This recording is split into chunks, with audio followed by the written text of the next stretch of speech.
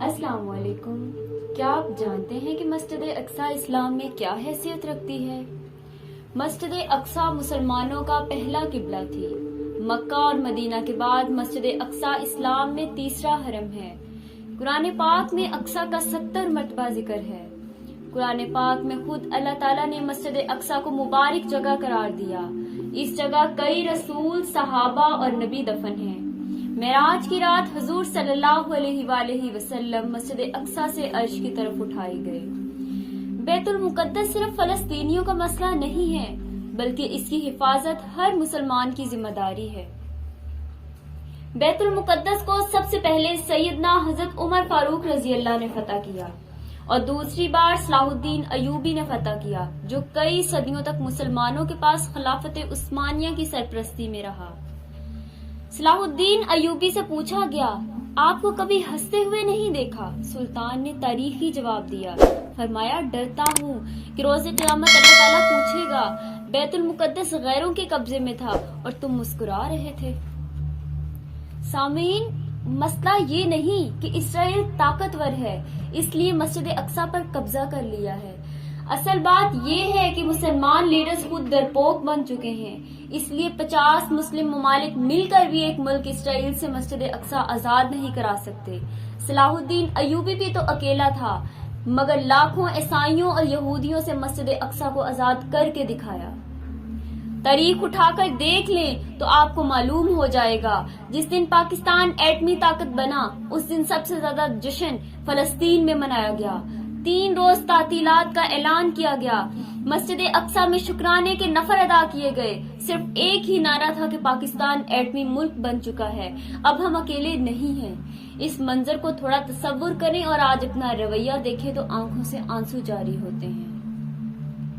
بخاری شریف میں آتا ہے، رسول اللہ صلی اللہ علیہ وآلہ وسلم نے فرمایا، ایک دور آئے گا جب تم یہودیوں سے جنگ کرو گے اور وہ شکست کھا کر بھاگتے پھریں گے۔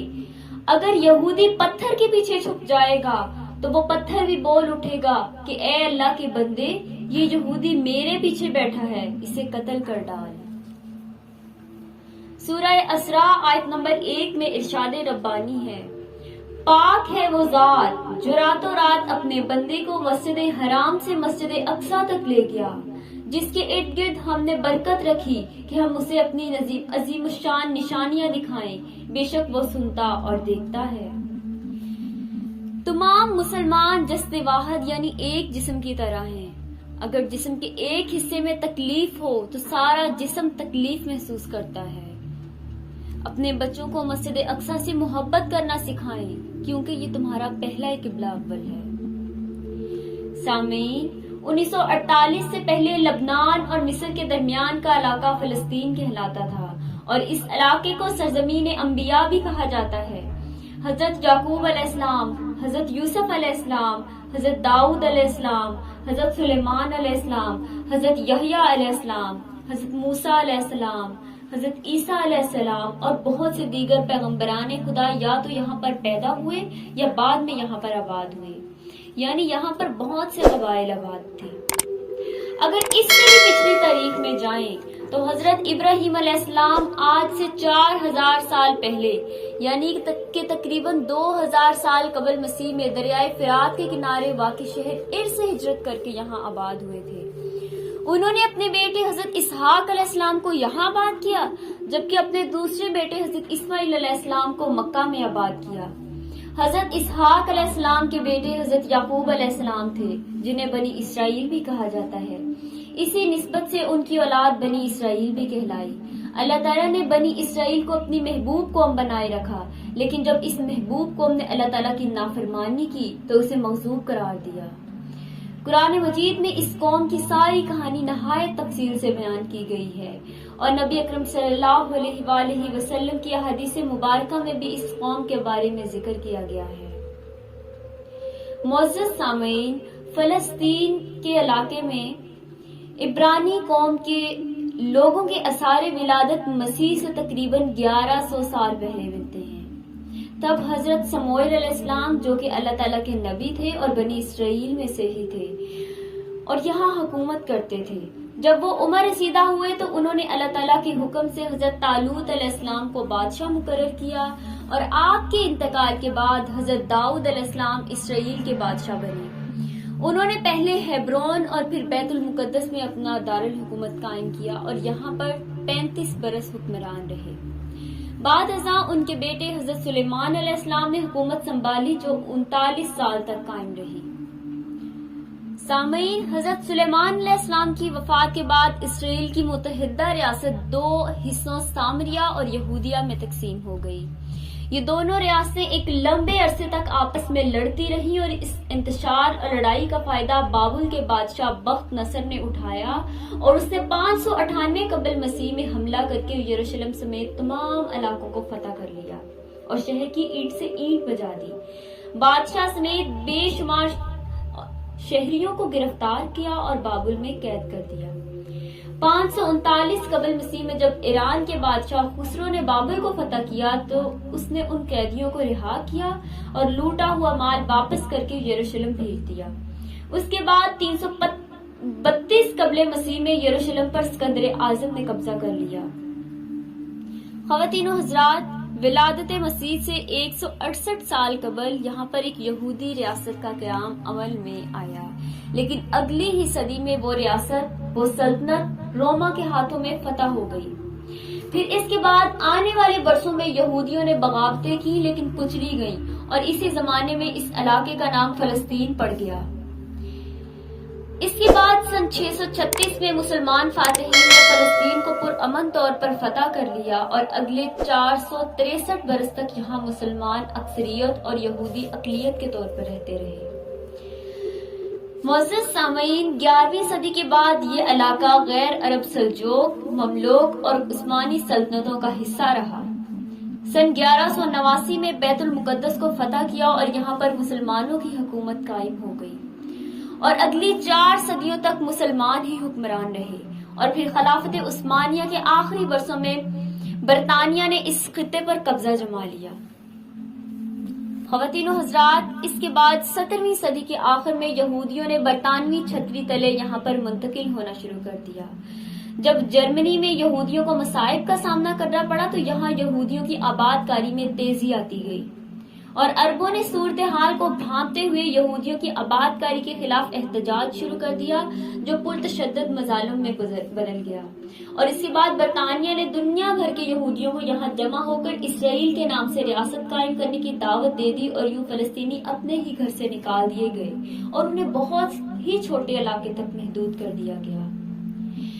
ناظرین، 1937 میں اقوام متحدہ کی جنرل اسمبلی نے ایک قرارداد کے ذریعے فلسطین کو تقسیم کر کے ایک عرب اور ایک اسرائیلی ریاست قائم کرنے کا اعلان کیا، اور برطانیہ نے اس علاقے سے 1948 میں اپنی افواج کو واپس بلا لیا اور 14 مئی 1948 کو اسرائیل کی باقاعدہ حکومت قائم کر دی گئی۔ سامعین، عربوں نے اس تقسیم کو قبول کرنے سے صاف انکار کر دیا۔ مصر، اردن، شام، لبنان، عراق اور سعودی عرب نے مل کر نئی اسرائیلی ریاست پر حملہ کر دیا۔ اس حملے کے نتائج الٹ ثابت ہوئے اور اسرائیلی فوج نے عربوں کے مزید علاقے چھین کر اپنی حدود میں داخل کر لیے۔ اس کے بعد 1949 میں اسرائیل اور عربوں کے درمیان صلح کے معاہدے ہوئے، جس کے نتیجے میں اردن نے غرب اردن جبکہ مصر نے غزہ کی پٹی پر قبضہ کر لیا۔ معزز سامعین، 29 اکتوبر 1958 کو اسرائیل نے برطانیہ اور فرانس کی مدد سے مصر سے صحرائے سینا چھین لیا۔ پھر 1960 کی جنگ میں اسرائیل نے ایک طرف مصر سے غزہ کی پٹی بھی چھین لی، جبکہ مشرق سے یروشلم کے علاقے، شام کی گولان پہاڑیاں اور اردن کے علاقوں پر بھی قبضہ کر لیا، اور اس طرح ہر نئی لڑائی کے نتیجے میں اسرائیل زیادہ سے زیادہ علاقوں پر قبضہ کرتا چلا گیا۔ معزز سامعین گرامی، 1960 میں اسرائیل نے بیت المقدس، جہاں مسلمانوں کا قبلہ اول مسجد اقصی ہے، اس پر بھی قبضہ کر لیا اور اس کا نام یروشلم رکھ دیا۔ 1967 میں اسرائیل نے بیت المقدس کو عربوں سے چھین لیا۔ 2 برس بعد یہاں ایک آسٹریلین سیاح جو کہ یہودی نہیں بلکہ عیسائی تھا، اس نے مسجد اقصی کے ممبر کو آگ لگائی اور فرار ہو گیا۔ آگ کے شعلے ہوا میں بلند ہوئے جس کے نتیجے میں ممبر اور چھت کا کافی حصہ شہید ہو گیا۔ یہ آگ تقریباً 2.5 گھنٹے تک جاری رہی۔ اس کے بعد 16 اکتوبر 1973 کو یہودیوں کے مقدس دن یوم کپور کے موقع پر مصر اور شام نے اسرائیل پر ایک بار پھر سے حملہ کر دیا، لیکن اس بار بھی انہیں شکست کا سامنا کرنا پڑا اور بالآخر بار بار کی شکست نے مصر کی حکومت کو اسرائیل کے سامنے سرنگوں ہو کر اسے تسلیم کرنے پر مجبور کر دیا، اور یوں آنے والے برسوں میں اسرائیل اب تک کے مقبوضہ علاقوں پر اپنا راج مضبوط اور مستحکم کرنے میں لگا رہا، اور ساتھ ہی ساتھ اس نے اپنے باقی دشمنوں پر بھی حملہ کیا اور انہیں فتح کرتا رہا۔ ناظرین، 1981 میں اسرائیلی جیٹ جہازوں نے بغداد کے قریب عراق کا ایک ایٹمی ری ایکٹر تباہ کر دیا، جبکہ دوسری طرف تنظیم آزادی فلسطین کو تباہ و برباد کر کے لبنان میں اس کے مراکز پر حملے کیے۔ یاد رہے کہ اس تنظیم کے پاس مغربی بیروت کا علاقہ تھا، اور اس بمباری کے بعد یاسر عرفات نے یہ شہر خالی کر دیا۔ اس کے بعد 16 ستمبر 1982 کو لبنان کے عیسائی انتہا پسندوں نے اسرائیل کی مدد سے 2 مہاجر کیمپوں میں گھس کر سینکڑوں فلسطینیوں کو شہید کر دیا۔ اسرائیل کے قیام کے وقت مصر کی تنظیم اخوان المسلمون نے مصری افواج اور فلسطینیوں کے ساتھ مل کر جدوجہد کی، اور اس تنظیم کے نتیجے میں فلسطین میں تنظیم آزادی فلسطین قائم ہوئی۔ یاسر عرفات کی حکومت میں یہ تنظیم 80 کی دہائی تک جدوجہد کرتی رہی۔ یہ تنظیم بھی اسرائیل سے مذاکرات تک ہی محدود ہو کر رہ گئی۔ ایسے میں اخوان المسلمون سے متاثر شیخ احمد یاسین اور ان کی قائم کردہ جماعت نے ایک الگ تحریک کی بنیاد رکھی، اور اس تحریک نے آہستہ آہستہ مختلف مراحل میں آگے بڑھنا شروع کر دیا اور اپنے مقاصد میں کامیابی حاصل کرتی گئی۔ اس کے بعد حماس کے حریت پسندوں نے زبردست کارروائیوں کا آغاز کر دیا۔ اسرائیل یہ سمجھتا تھا کہ 1993 میں یاسر عرفات کے ساتھ حوصلوں اور معاہدوں کے بعد تحریک آزادی فلسطین ہمیشہ کے لیے ختم ہو گئی ہے، لیکن اس کا الٹ ثابت ہوا اور حماس ان کے لیے ایک نئی سردرد زندگی بن گئی۔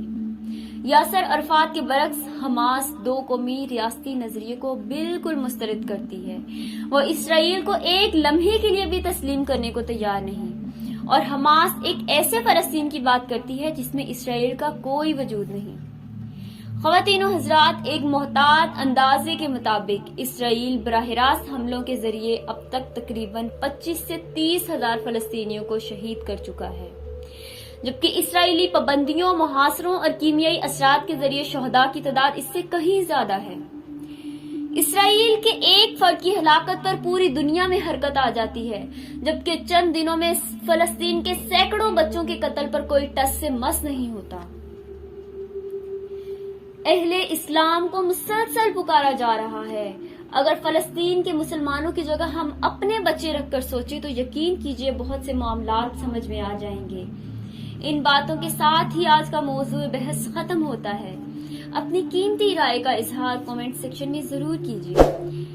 اگلی ویڈیو میں ملاقات ہوگی، تب تک کے لیے اللہ